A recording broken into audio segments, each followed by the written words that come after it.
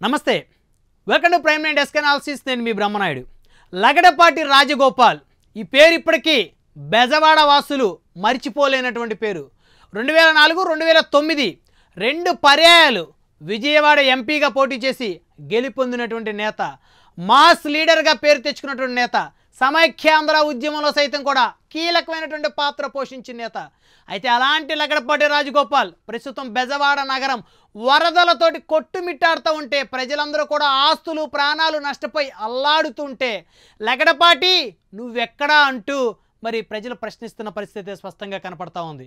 లగడపాటి రాజగోపాల్ రెండు పర్యాయాలు ఎంపీగా గెలిచారు. 10 సంవత్సరాల పాటు అధికార పార్టీ ఎంపీగా తిరుగులేని నేతగా జెండా ఎగరేశారు.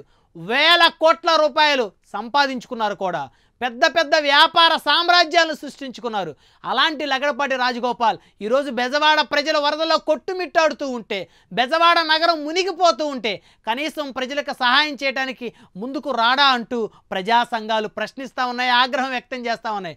ముఖ్యమంత్రి సహాయ నిధికి సైతం కూడా ఎంతోమంది దాతలు ముందుకొచ్చి సహాయం చేస్తూ ఉంటే మరి లగడపాటి రాజగోపాల్ కనీసం తన సంపాదనలో 10 కోట్ల రూపాయల దానం చేయలేడా అంటూ బెజవాడ వాసులు ప్రశ్నిస్తూ ఉన్నారు. బెజవాడకి సంబంధం లేనటువంటి కొన్నిదల పవన్ కళ్యాణ్ సైతం కూడా దాదాపు 5 కోట్ల రూపాయలను బెజవాడ పరిసర ప్రాంతాల్లో ఉన్నటువంటి వరద బాధితుల సహాయార్థం కోసం వెచ్చించిన పరిస్థితి.